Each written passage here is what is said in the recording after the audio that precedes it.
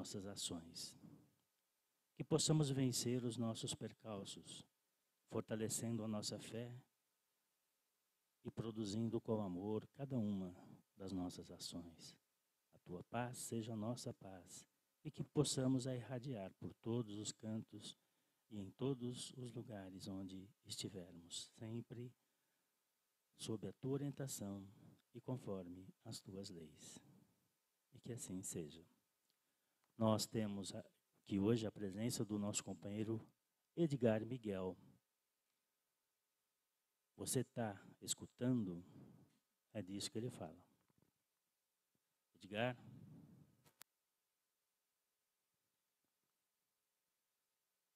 Seja bem-vindo. Bom dia a todos. Muito bom estar aqui com vocês de novo. Agradeço o convite da casa. Como sempre, eu gosto de dizer que eu acho muito chato eu ficar falando aqui sozinho uma hora.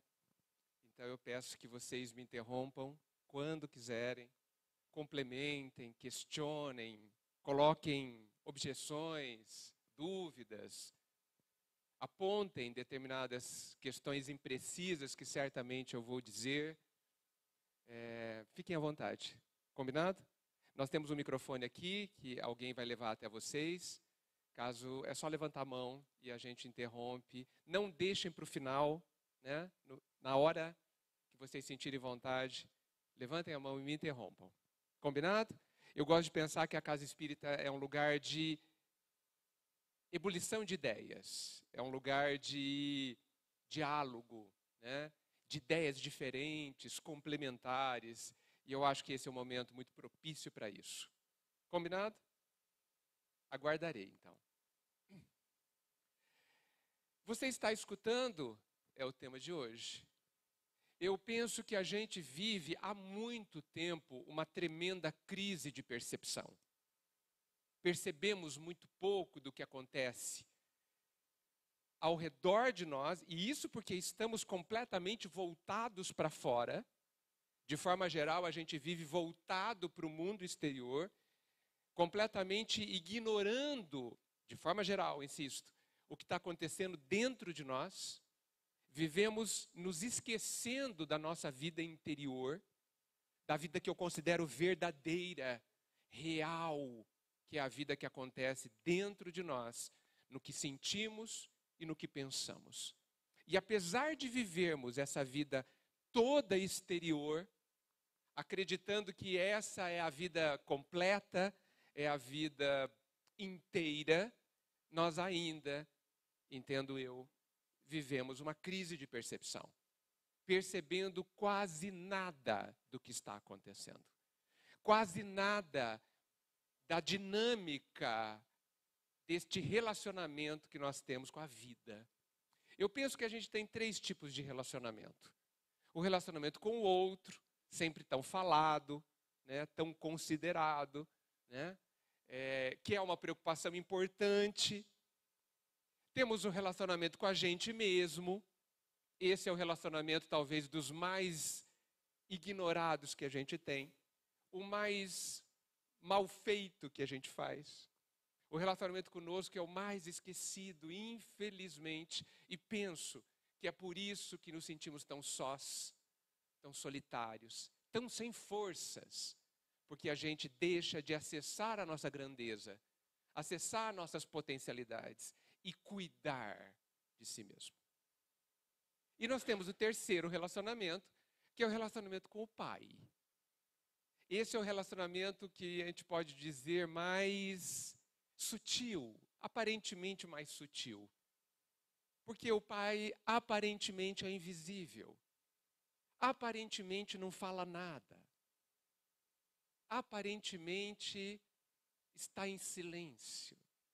Percebam que as palavras mais importantes dessas últimas 3 frases é o aparentemente. E aí que nós precisamos de mais, ou de uma outra percepção. É aí que eu penso que a gente espera que esse relacionamento aconteça de uma determinada forma e a gente se engana. Eu gosto de pensar que o relacionamento com o pai e o relacionamento com a vida, de forma geral, o relacionamento com a natureza são quase a mesma coisa. Ou estão muito, muito relacionados. O pai fala conosco através da vida. Já foi dito, está no Evangelho, que o Criador ajuda a criatura através da criatura. Já nos colocando que ele diretamente nunca é muito tempo, que ele diretamente não vai se relacionar com o outro. Isso não é muito perfeito, muito preciso, mas vamos dessa forma. Porque ele vai querer, ele quer que ele se manifeste, ele nos fale através de outra pessoa. E sutilmente, aí entra a sutileza, porque Deus é muito sutil. Às vezes tem umas trovoadas, umas tempestades, uns terremotos, mas é só de vez em quando. Geralmente ele é muito sutil, né? Sutilmente, com isso, ele está nos dizendo que ele está dentro da criatura. Por isso que eu falo aparentemente. Quando alguém me ajuda, é ele que está me ajudando. Por quê? Porque ele permite, ele influencia, ele estimula e ele também está dentro de cada um de nós. Há uma partícula dele dentro de nós. Nós somos filhos dele. Se nós encarnados temos o sangue dos nossos pais, o que é que então nós temos do Pai? Evidentemente não é o sangue. É muito mais precioso o que nós temos dele.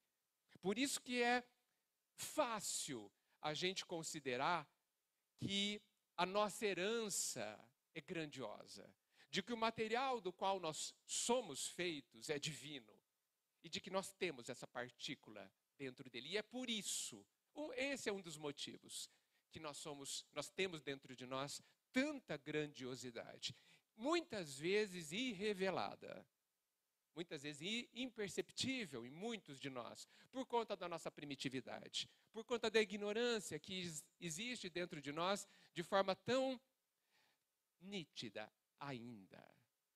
E isso não é um defeito, insisto em dizer. Ignorância não é defeito. A criança de 4 anos não tem nenhum defeito por não saber ler e escrever. E da mesma forma, nós não temos um defeito porque não sabemos perdoar, não sabemos amar. Nenhum defeito. Apenas está indicando a nossa ignorância sobre isso. Nada mais que isso. Ninguém há de se sentir inferiorizado por não saber perdoar. Devemos nos sentir inferiorizados por não querer perdoar. Por não nos esforçarmos a perdoar. Ok? Alguém quer falar alguma coisa? Muito bem. Aonde está a nossa crise de percepção? Exatamente nesse relacionamento com o Pai. Eu sei que muitos de nós devem ficar pensando, puxa vida, eu peço para Deus, e Ele não me atende. Ele não me responde. Será que nós nunca pensamos isso na vida? Perigo que sim, né? Mas como é possível que Ele não responda? Ele, que é pleno em tudo, não nos responderia ao seu Filho. O próprio Jesus já nos alerta, dizendo que pai que o filho pedindo pão dá pedra? Que pai da terra faz isso? E o nosso Pai maior certamente não faz assim. Então, todo pedido é ouvido e respondido. Mas vocês sabem que você não atende as crianças em tudo que elas querem. Tá certo isso? E da mesma forma, o Pai não nos atende. Crianças que somos, dentro da evolução, Ele não nos atende em tudo que a gente pede, de forma nenhuma, em nosso benefício, para nossa alegria, apesar da gente reclamar, como é clássico. Então, Ele está nos respondendo, eu posso dizer. Eu preciso, logicamente, concluir que há uma resposta, sempre, sempre. Principalmente quando eu peço conforto, quando eu quero um conforto que não seja comodismo. Quando eu peço um conforto que não seja ausência de trabalho e de exercício. Nós vivemos uma crise de percepção. Por quê? Porque ele responde aos nossos anseios. E a gente muitas vezes se sente só nessa relação porque não percebe. Tem uma história, e eu creio que seja muito verdadeira, com a Madre Teresa de Calcutá, que é muito emblemática e que merece as nossas reflexões. Perguntaram para ela como que ela ora, porque a oração, reforçado inclusive por Jesus, é um grande meio para este relacionamento. É um grande meio de contato nosso com a vida invisível, com as energias invisíveis, com o Pai. Perguntaram para ela como que ela orava, o que ela falava para Deus. E ela respondeu, eu não falo nada, eu somente ouço. E aí a pessoa perguntou, mas ok, e o que Deus fala então? E ela respondeu, ele não fala nada, ele apenas ouve. Olha, se não há oculta uma sabedoria ali que a gente precisa entender. Porque é uma história, e eu acredito que seja verdadeira, tão bem estruturada, tão profunda, que eu não vou ousar explicá-la. Não saberia. Vou repetir. O que você fala para Deus? Nada. Nada. Observem. Eu apenas ouço. Há muita coisa só nesse começo, nessa metade. Tá, ok. Já que você apenas ouve. E o que Deus fala então? Ele não fala nada. Ele apenas ouve. Me ouve. Para pensar, né, gente? Veja aí quanta percepção é necessária para que haja de fato um diálogo, haja um relacionamento nessa prece. Observem, se lembrem, como é que a gente ora? Como é que a gente fala com o Pai? O que a gente fala? Para que a gente perceba o que a gente espera, o que a gente deseja e o que existe nesse relacionamento com Madre Teresa. Pois não. Temos uma questão. Que bom. Bom dia. Bom dia. Meu nome é Pedro Paulo. Fale mais perto, eu não estou ouvindo. Meu nome é Pedro Paulo. A relação que o senhor falou entre ouvir Deus e nós ouvirmos Deus seria a intuição ou uma ajuda externa? Mais do que isso.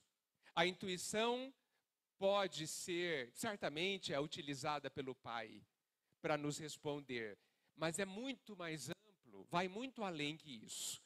É um horizonte muito amplo. Esse é um aspecto dele. A intuição, sim, mas muitas vezes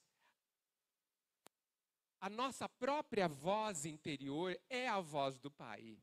Vamos nos lembrar que os Espíritos disseram a Kardec que as leis divinas estão inscritas na nossa consciência, certo?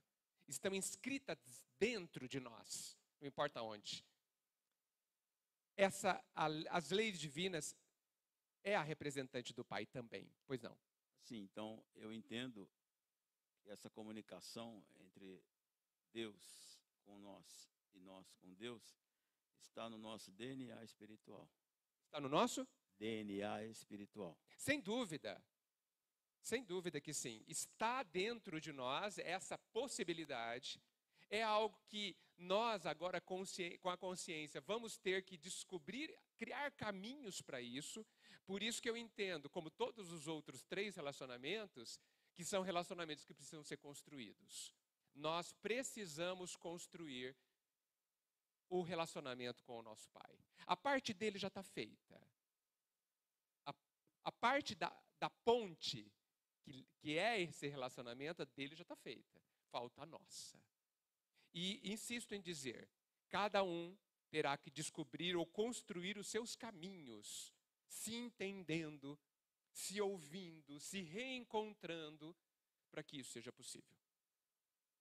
Mas sendo menos abstrato, sendo mais concreto, porque o Pai fala conosco de todas as formas possíveis, todas. No para-choque de caminhão, ele pode estar falando com a gente. Sabe a mensagem no para-choque de caminhão? Quando você para no semáforo, aí você está distraído, com uma dúvida, atormentado por alguma coisa. Quem sabe você percebe o que está escrito no para-choque do caminhão da frente. Pode ser a sua resposta. Porque ele tem 1000 meios. Nós, espíritas, mas também, evidentemente, para toda a humanidade, nós somos acessados pelas respostas do Pai de forma, penso eu, mais concreta ainda. Nós temos as mensagens dos Espíritos. Nós temos os livros psicografados. Só para dar um exemplo. E às vezes, eu tenho a impressão que as nossas respostas, as nossas perguntas já foram todas respondidas. Nós só não vimos. Quantas vezes eu me pego com determinadas dúvidas de como eu vou me comportar, de como eu vou pensar, de como eu vou sentir, de como eu vou solucionar determinada questão que me aflige. E a resposta já está escrita há décadas no livro X. Há décadas. Em 1940, 1950. Está lá. Bastando que eu vá lá. Por isso é que Jesus disse que quem procura encontrará. Esta colocação de Jesus, que não é um comentário solto no vento, mas uma definição de uma lei, a lei da sintonia. Quem procura vai encontrar. É uma afirmação firme, gente. Mas você vai encontrar o que de verdade você procura. Este é o grande alerta. Não o que você diz que procura, mas o que você procura de verdade. Vou juntar a essa colocação de Jesus uma outra preciosíssima que diz que, deixa eu ver se eu vou ser preciso. O seu tesouro está onde está o seu coração. Acho que é isso, né? Querendo dizer que o que está acontecendo no seu coração é de verdade o que você quer. Isso é muito importante. Não o que eu disse. Quantas vezes eu peço, ai Deus, me livra disso, mas eu não quero que me livre. Não quero. No fundo, até gosto, até estou conformado, até estou acomodado naquela situação. Quantas vezes? Vejam que a gente precisa, é nisso que consiste o reencontro com você mesmo, faz parte. É você ser honesto com você, sem sentir envergonhado de reencontrar-se com o que está acontecendo de verdade dentro de você. Tenho inveja, sim. É assim que a gente deve falar para a gente. Tenho ciúmes? Sim. Tenho raiva? Sim. Porque estas são as nossas realidades. São sentimentos, energias típicas da nossa faixa evolutiva, do nosso nível escolar. Alguns de nós têm menos, alguns não têm. Mas a maioria de nós, quase todos nós, em algum momento dos nossos exercícios de vida, sentimos isso. E muito. Negar é uma ilusão, negar é uma imaturidade, negar é não se colocar em contato com a realidade. É também falta de percepção. É não querer ver. É fazer como as crianças que fecham os olhos e pensam que está escuro.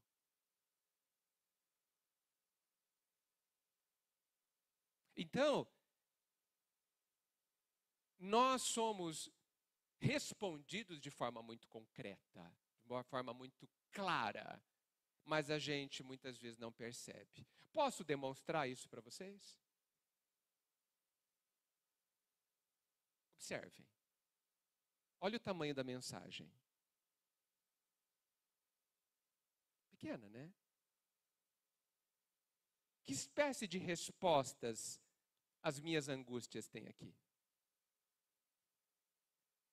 Chama-se, depois eu digo o nome, é do Chico, claro, é do Emmanuel, claro, está no livro Astronautas do Além. Deve fazer décadas que foi escrita, muitas décadas. Só o Chico desencarnou há 20 anos, certo? Podemos falar que tem 40 anos esta resposta. É a resposta das nossas angústias de amanhã, que talvez chegaram hoje. Ela chama-se Vencerás. Pronto. Já temos uma resposta. Perceberam? Ninguém, infelizmente, presta atenção no título. Quase todo mundo não presta atenção no título. Os títulos servem para alguma coisa. É uma afirmação, não é uma pergunta. Não é uma dúvida. Emmanuel está nos dizendo assim: você vencerá. Nós percebemos isso? Emmanuel está acreditando em nós. Podemos pensar, em última análise, que o Pai está nos dizendo através de Emmanuel: você vencerá. Não é bom a gente saber disso, gente? Será que a gente presta atenção? Que nos afirma categoricamente, em letras maiúsculas, em destaque: vencerás. Que mundo que se abre dentro de nós quando a gente percebe que é o Pai nos dizendo isso, que Ele confia em nós. E aí você olha para você e fala: mas eu vou vencer? Com todos os meus enganos? Com a minha ignorância, com a minha imaturidade? É. Esta é uma resposta. Há muitas angústias nossas. Porque se a gente continuar como as crianças a querer fogos de artifício, se a gente esperar como as crianças os grandes eventos, os grandes acontecimentos, aqueles de grandes estrondos e grandes luzes, nós vamos aproveitar pouco do que o Pai nos fala. Porque Ele é de uma sutileza imensa. Quando Ele quer ser claro, Ele é estrondoso. Mas na maioria das vezes, Ele quer que a gente cresça em entendimento, compreensão, percepção, autoentendimento. E por isso Ele precisa ser sutil.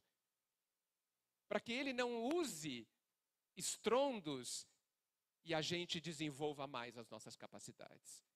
Por conta da nossa preguiça mental, muitas vezes, para a nossa relutância em aprender e se colocar na posição de aprendiz, a gente perde o que Ele nos fala, perde consolo, fica pelo caminho o consolo imperceptível, não percebido, e isso significa mais lágrimas na nossa vida. Porque pensamos no absurdo de ideia que a gente caminha solitariamente. Num absurdo, numa coisa ilógica de que estamos em algum momento sem amparo. Absurdo dos absurdos, imaginarmos-nos sem amparo. Diante do mínimo do conhecimento do Pai que a gente já tem. Absurdo. Mas por quê? Porque eu quero o amparo do meu jeito. No fundo, o que está no nosso coração é que o amparo que eu quero é a eliminação do problema. Tá certo isso, gente? Quando eu tenho uma doença grave e peço a Deus que me ajude, na verdade, na real, como dizem hoje, eu estou querendo que a doença acabe. Não é isso? Lá, naquela relação entre eu e ele, onde ninguém mais participa, é isso que eu estou pedindo, não é? Não são essas as palavras que a gente usa. A gente pede ajuda, que Ele nos ajude a entender, a suportar, etc. Isso que as palavras dizem. Mas o coração pede, desesperado, em pânico, sem nenhum tipo de confiança, em desespero, que a doença vai embora. Não é isso, gente? E Ele nos responde assim, com uma outra lógica. Parece que de uma forma completamente desconectado com o nosso pedido. Ele responde, vencerás. E quando você, diante de uma doença, por exemplo, você recebe a mensagem que vencerás, ele está dizendo assim, para vencer você precisa percorrer a lição. Você não vencerá se eu eliminar a lição. Então a lição permanecerá. Porque a lição é a cura. A doença é a nossa cura. O relacionamento complexo é a nossa cura. A dificuldade é a nossa cura. Eu não vou ler a mensagem inteira, é evidente, passaríamos horas aqui. Porque cada palavra merece muitos comentários. Olha só como ele continua, como ele começa. Não desanimes. Emmanuel é terrível, não é? Como ele é uma flecha certeira. E eu fico pensando com que ousadia Emmanuel nos diz para não desanimar. Não é uma ousadia. Será que ele entende o que a gente está sofrendo? Será que ele entende o quanto é difícil para nós? Será que ele entende como a gente chora, sofre e desespera? Será que ele entende? Para ousar dizer para a gente não desanimar, é uma ousadia. Não desanimes. Persiste mais um tanto. Nós que já nos sentimos no chão, sem forças, destruídos, inválidos, enfraquecidos, incapazes, ele diz para a gente caminhar mais um pouco. Não é o que a gente quer, certo? Nós queremos que tudo isso acabe. Nós queremos nos livrar da situação que nos deixa assim. Mas o Pai nos responde, não desanimes, persiste mais um tanto, porque você é capaz. Mas não sabe disso ainda. Mas eu estou dizendo que é, porque sei que é. Porque tenho reservas de energia, tenho capacidades que desconheço completamente. E só estas situações normalmente são capazes de mostrar. Esta é a resposta do Pai. Quando a gente se sente enfraquecido, quando a gente se sente menor. Mas a gente quer ouvir, assim, o que Ele nos diz? Esta é a crise de percepção. Duas forças falando, nós e Ele, cada um com um objetivo. Nós querendo sofá e água fresca, de forma geral, e o Pai querendo que a gente seja feliz. Então nós temos um problema grave aí. Cada um com um objetivo. Nós acreditando que vida boa é vida sem fazer nada, sem nenhum tipo de problema, onde todo mundo concorda conosco. No fundo, é o que a gente quer. Sombra é água fresca, como dizem. E o Pai querendo que a gente se mova, querendo que a gente se desafie, querendo que a gente se sinta de verdade melhor, descobrindo como nós somos grandiosos. Enquanto nós nos voltamos totalmente para fora, para a vida de relações aqui sociais, representando muitas vezes alguns personagens em cada lugar que a gente vai, sem nunca ou sem quase nunca sermos nós mesmos. Que é, na verdade, tudo que a gente precisa ser a gente mesmo. Não precisamos ser como fulano ou como ciclano. Precisamos ser como somos. Porque ninguém mais poderá ser como você é. E como já foi dito, se você não for como você é, a vida ficará mais pobre. Pois não. Edgar, bom dia. Bom dia. Falar com o pai seria a reforma íntima da gente? A reforma íntima precisa da conversa com o pai. Não entendo que sejam as mesmas coisas. A reforma íntima é um caminho, é um processo. É uma... Sabe quando eu falei há pouco da gente construir um caminho dentro de nós? Isso tem a ver com a reforma íntima. Isso acho que faz parte da reforma íntima. Mas para que eu consiga fazer isso, eu não consigo ir sozinho, eu não posso, eu não sou capaz de ir sozinho. Eu preciso me aproximar do Pai. Porque lembra quando Jesus disse que nós somos o galho seca separado do tronco? Nós, separados do Pai, somos um galho que seca e que sofre, portanto. Nós precisamos estar conectados a essa seiva de vida e divina que é o tronco divino, da qual nós fazemos partes. É uma ousadia nossa queremos caminhar sem Ele. É temerário, é inconsequente, é infantil, é imaturo, é inconsciente queremos caminhar sozinhos, sem o Pai, sem a luz, sem a seiva dele. Então, de tudo isso que o senhor falou, precisamos ter merecimento. Merecimento para quê? Para receber a cura. Não precisamos de merecimento para receber a cura. Precisamos aprender. Se entregando ao exercício. Veja, você colocou se a gente precisa de merecimento para receber a cura. Não, a palavra merecimento é perigosa. Perigosa. Porque se eu estou doente e peço a Deus para que Ele me cure, e eu não me curo, como muitas vezes não vou me curar mesmo, eu vou dizer, eu sou muito ruim então, porque eu não mereço.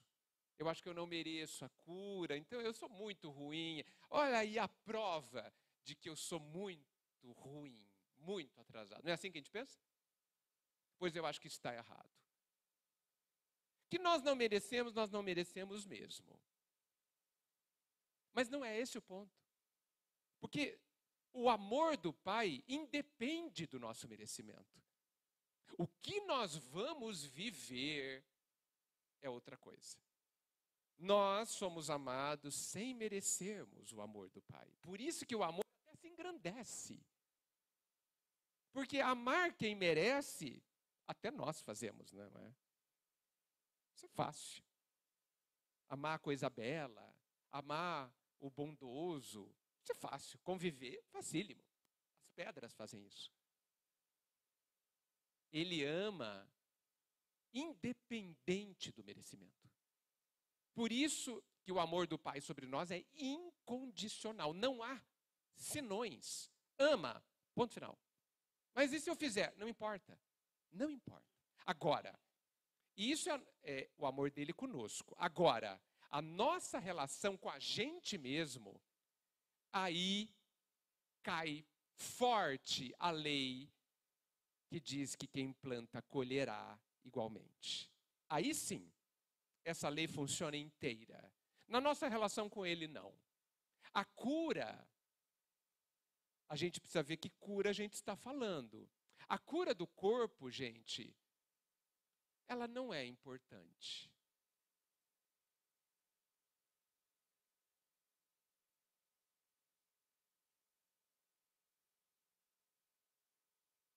Porque o corpo morrerá. Com cura ou sem cura. Lázaro, que foi ressuscitado, parece que não está mais por aí. significando que ele deve ter desencarnado, ou está escondido até hoje. A gente precisa cuidar da gente, não do corpo. Não tanto, não desesperadamente do corpo. Eu não estou dizendo para a gente desprezar o corpo, evidente. Não estou dizendo para a gente não reconhecer a importância fundamental do corpo na vida encarnada, mas ele é só uma roupa que eu vou usar por um tempo e que eu preciso cuidar. Mas eu preciso cuidar mais e muito mais ainda de mim. De mim. Porque eu não passarei. É muito diferente. Quando eu disse que o corpo não é, a cura não é importante, é a hora de alguém reclamar. Ninguém reclamou, eu estou espantado. Tá tudo bem, gente, eu falar isso? Posso continuar falando? Que curar o corpo não é importante? Todo mundo concorda com isso lá no coração? Ou o coração deu uma estremecida nessa hora, tipo assim, deu uma fisgada? Geralmente alguém reclama. Se vocês concordam, olha, alguém vai reclamar, que bom.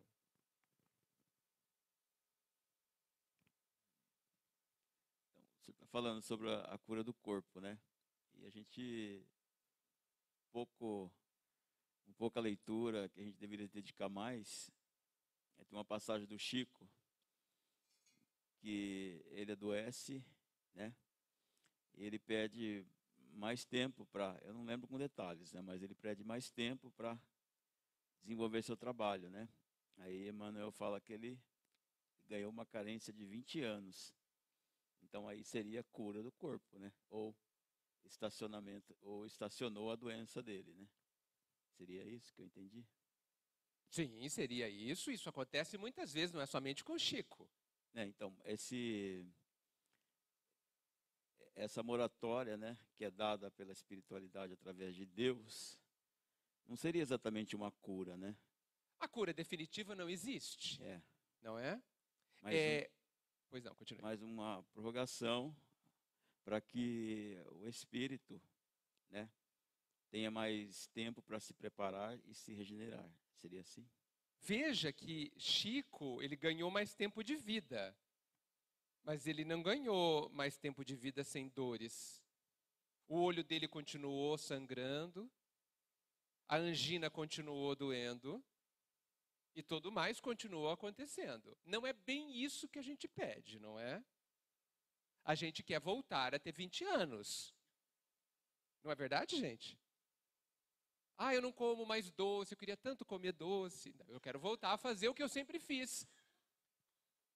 Então, por que a cura nessas situações muitas vezes não ocorre? Porque a gente não se curou para ser curado. Entendem essa expressão? Eu preciso me curar para ser curado. Hipócrates, o pai da medicina, quando ensinava os seus discípulos na Grécia Antiga, e um discípulo chegava para ele e falava assim, olha, o Edgar está com tal problema físico. A pergunta dele é assim, pergunte para o Edgar se ele está disposto a parar de fazer o que ele faz para ficar doente. Pudera que os nossos médicos nos dissessem a mesma coisa hoje. Nós estamos dispostos a parar de pensar e de sentir como a gente faz para que a doença vá embora? Porque é o que a gente faz que gera a doença, indicando que estamos doentes do ser, não do físico. Por isso que, para que a gente seja curado, a gente precisa se curar. Se curar, não o médico, não o fulano, porque eles não são capazes. Sou eu que vou me curar. Nós estamos dispostos a mudar, a fazer a reforma íntima. Não precisa ser inteira, só um pedacinho. Eu preciso detectar o que é que eu faço que me desequilibra e que gera doença, que faz aparecer no corpo para que eu veja com clareza o que está acontecendo dentro de mim, para que o que eu estou fazendo dentro de mim. Eu estou disposto? Não? Não deve ter a cura, então. Porque o aparecimento da doença no físico não é nada menos que um alerta. Olha, a doença está nos dizendo, você está pensando e está sentindo errado. Está sofrendo por isso. Vamos ser felizes alterando alguma coisa? É isso. Normalmente, quando você altera interiormente, a doença vai embora. Porque ela perde o sentido. Mas o grande ponto é a nossa crise de percepção. É isso, essencialmente, que eu quero colocar para que, se possível, haja reflexão. Não há desamparo. Não há não respostas da vida do Pai. Eu estou de coração aberto para ouvir o que o Pai está me dizendo. Porque quanto antes eu entender, eu perceber, antes eu pararei de chorar. Porque quando eu compreendo, eu não sofro. Quando eu aguento, eu sofro. Até mais. Isso é muito importante.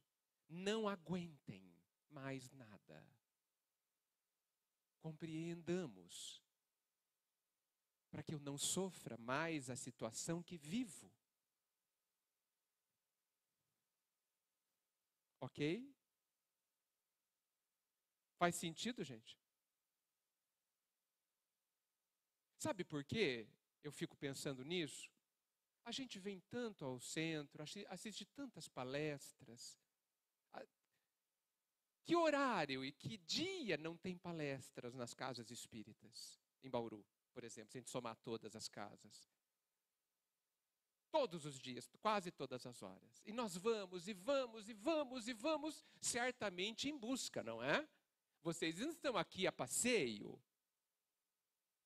Vocês não estão aqui por causa dos olhos do palestrante. Óbvio. Vocês estão aqui à busca de respostas, de consolo, o consolo é uma resposta. Vocês estão à busca de um caminho, sendo que o caminho já foi colocado. Mas estamos em busca de compreender como se caminha no caminho. Como que eu transplanto o evangelho teórico e texto lá do livro para a realidade da minha vida e do meu íntimo. Tá certo isso? Acho que vieram atrás disso. Tomara que ninguém tenha vindo aqui hoje, e nem nunca, para que alguém te cure. Porque isso não vai acontecer. Não vai. Porque isso é tarefa individual. Ao alcance da mão. Isso é muito importante que se diga. Não precisamos caminhar 1000 quilômetros. Ao alcance da mão. Estenda a mão.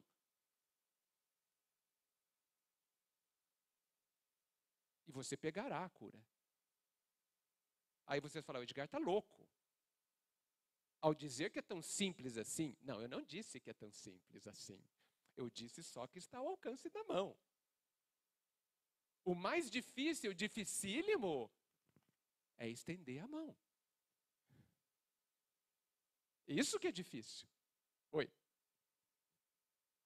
Microfone. Deu branco agora e falando.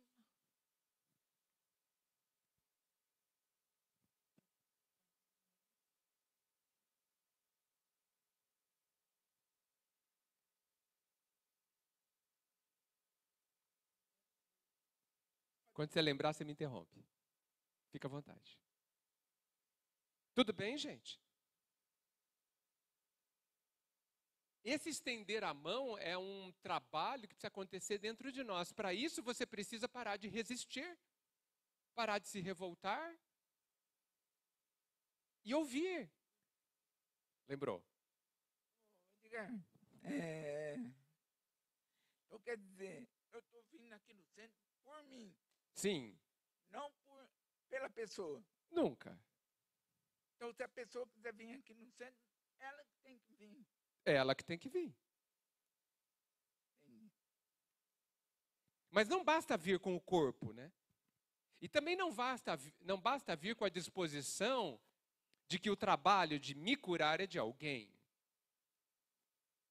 Não basta vir ao centro como para cumprir uma tarefa, porque isso não é uma tarefa. Não é uma tarefa. Ah, eu vou lá para cumprir o meu dever. Isso não é um dever. Existem pessoas que jamais vão a templo algum e vão muito melhores do que nós. Certeza. Certeza. Certeza. Porque é uma grande, grande ilusão da nossa parte quando a gente entende que vir aqui ou vir à igreja católica ou ao templo evangélico 1, 2, 3, 10 vezes por semana, eu estou cumprindo a minha parte. Eu só vou cumprir a minha parte quando eu me tornar mais feliz, quando eu me tornar melhor. Esta é a minha parte. E para isso eu não preciso sair de casa. Nem da cama, se eu não puder sair da cama. Claro que é excelente vir ao centro, ir ao templo evangélico, ir à igreja católica. Excelente, porque é um estímulo, a gente ouve, aumenta o nosso horizonte, outras palavras, outras colocações, a energia presente, o amparo, que está aqui, está em toda parte, mas também está aqui. Não há contraindicações. Mas eu preciso pensar na minha expectativa. Porque senão a minha percepção ela fica deturpada. E eu me fecho à verdade que o trabalho de viver é meu. E mudo a minha percepção à procura de salvadores. Não há salvadores. Nem o mestre, penso eu, aceita que nós o encaremos como um Salvador que fará a nossa parte. E como diz o termo, é nossa parte. O Pai Jesus é um caminho, eu sou o caminho, ele disse. E um caminho precisa do quê? Ser caminhado, certo? E quem caminha o caminho? Nós. Ele é só um caminho. Ou seja, ele é um processo, ele é um processo cheio de passos e de descobertas. Agora, se eu caminho esse caminho de olhos fechados, com a expectativa imatura, e aí vem de novo a crise de percepção, eu não aproveito exatamente o caminho. Eu caminho e estando aparentemente no caminho, porque ninguém que vem ao centro obrigatoriamente está no caminho do Cristo. Ok? Ninguém que é católico, que é evangélico, obrigatoriamente segue o Cristo. Porque o Cristo já foi muito claro sobre isso. Conhecerei os meus discípulos apenas, ou apenas é por minha parte, por minha conta, por se amarem. Então, se nós estamos aqui frequentemente há 40 anos, mas não estamos nos amando, nós não somos discípulos do Cristo. Simples assim.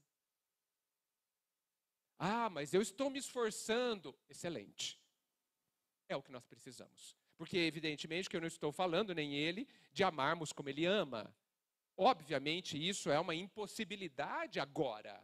Mas é uma possibilidade absolutamente concreta ao longo do tempo, se eu caminhar bem o caminho dele. Então, gente, a grande mensagem que eu pensei em colocar hoje é a respeito da nossa percepção. Por isso que eu quero voltar nela.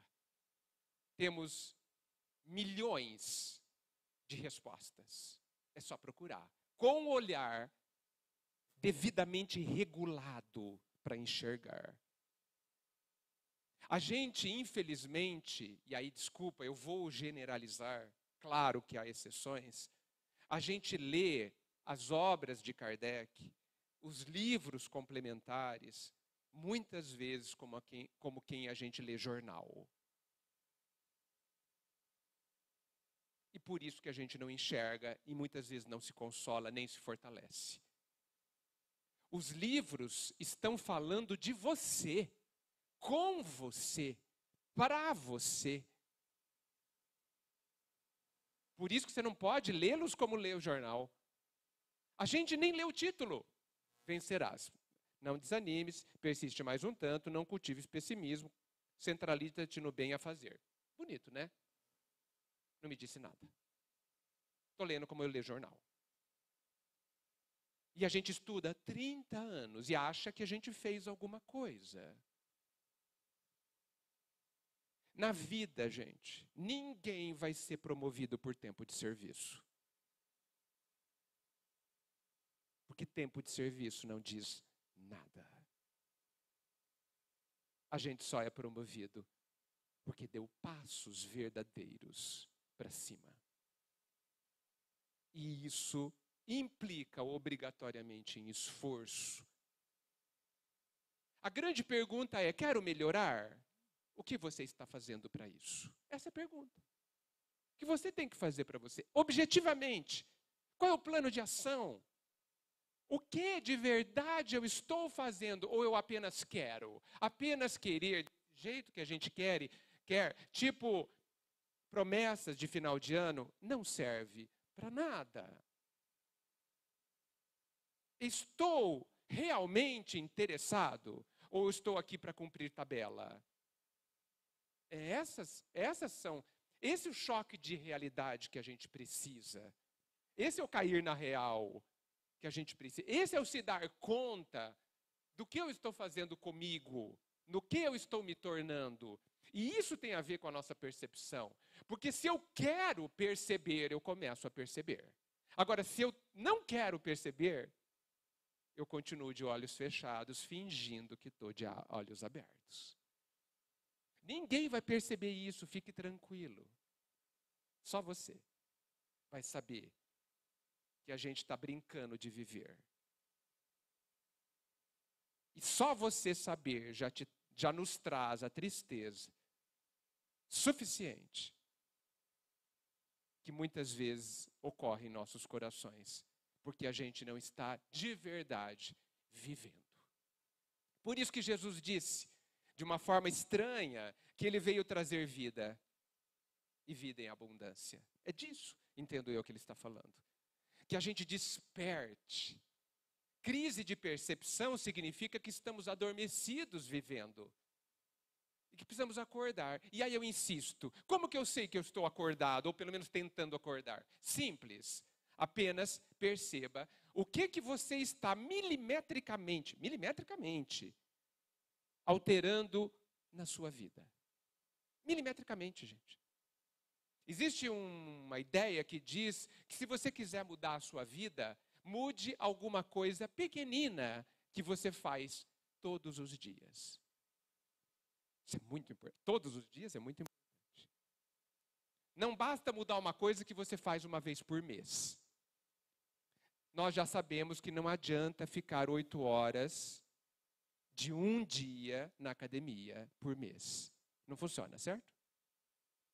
Também não funciona não comer nada um dia para emagrecer, certo? Do mês, não adianta. O que isso está nos dizendo? Porque isso é uma lei da natureza. Que a gente precisa mudar pequeninos hábitos ou vícios que acontecem todos os dias. E você mudará a sua vida. A gente pensa que a reforma íntima é uma monstruosidade, é colocar a casa abaixo, tirar o telhado, ficar na chuva. Nada disso, gente. Micromudanças significativas e constantes. Micromudanças. Eu não me lembro de ter pensamento elevado. Normal. Nós não temos hábito nenhum de ter um pensamento melhor. Ok. Que tal você espalhar bilhetinhos na casa inteira? Escrito, olha o pensamento. Pensamento elevado. Por que tal? Não é uma atitude prática? Simples, né? Não é assim que a gente faz para não perder um compromisso profissional? Coloca no celular, espalha bilhetinhos, coloca do lado da chave, não esqueça tal. Não é assim que a gente faz? Quando a gente quer, a gente faz, né? Vencendo as nossas deficiências. Eu não tenho boa memória, eu esqueço de tudo. Eu me cerco de 1000 bilhetes. Que interessante. Quando a gente quer, a gente faz. Por isso que a resposta à pergunta 909 do Livro dos Espíritos é terrível. Eu sempre falo isso, né? Porque ela nos diz que a gente precisa fazer esforços insignificantes. Isso é terrível de ouvir. Porque o que nos falta é a vontade. Porque se eu quero não perder o compromisso, e eu não tenho boa memória, por exemplo, eu estou atarefadíssimo, porque eu posso me enganar, me esquecer, eu me cerco de condições, de bilhetes, de alarmes, de gente que me avisa, não sei o quê, para que eu não me esqueça. E por que a gente não faz isso para as coisas importantes, que são as coisas do íntimo? Porque não queremos. Escolhas. É por isso que os livros dizem que a nossa vida hoje é do jeito que é, por conta das nossas escolhas de ontem. Pela forma como eu penso e pela forma como eu sinto. Não há milagres, gente. É assim que a coisa funciona. A nossa decisão é quando é que nós vamos entrar na correnteza da vida, como a vida é. Quando é que nós vamos parar de querer viver uma vida com outra lógica, com outras leis que não existem, que não funcionam, mas que são para nós as mais confortáveis? Quando é que nós vamos parar de nos iludir, parar de não querer ver, de querer viver um sonho, e quando o sonho não acontece, a gente chora? Revoltado porque a vida não deixou a gente cumprir o nosso sonho, ao invés de pensarmos que a gente é que sonhou errado.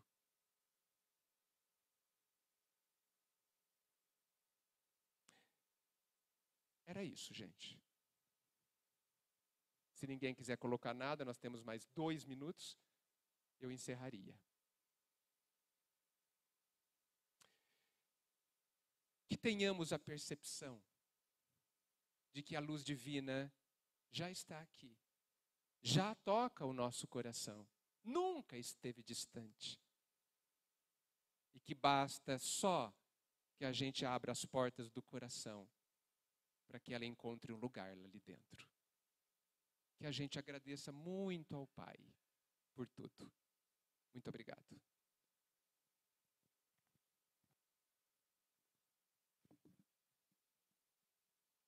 Obrigado, Edgar.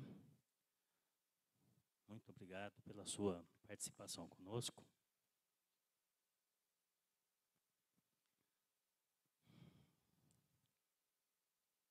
Quando nós somos chamados para voltar à Terra pela reencarnação, Deus nos dá uma missão grandiosa, difícil. A nossa missão é mudar, transformar uma vida. A nossa. Nós somos espíritos muito experientes, vivemos muitas experiências diversas, em muitas filosofias e muitas religiões. E chegamos aqui com a missão de usar toda essa experiência para cumprir essa missão de transformar a nossa própria vida. E dá uma única regra. Ama a Deus sobre todas as coisas e ao teu próximo como a ti mesmo. É a única regra. Se a gente olhar sem prestar atenção, dá a impressão que o último a ser amado nessa regra somos nós. Primeiro você ama Deus, depois você ama o próximo, depois a si próprio. Aí está o primeiro engano. O Edgar acabou de falar que nós somos parte, nós temos Deus conosco, somos Deus, temos uma partícula de Deus.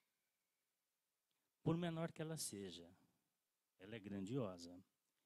Então, quando nós amamos a Deus sobre todas as coisas, automaticamente nós estamos amando-nos a nós mesmos e fortalecendo-nos como deuses, como Deus, e nos capacitando para amar ao próximo. E aí, como no resultado da lei de ação e reação, nos amarmos é apenas consequência. Se seguirmos as regras, seremos campeões, seremos vencedores na nossa missão.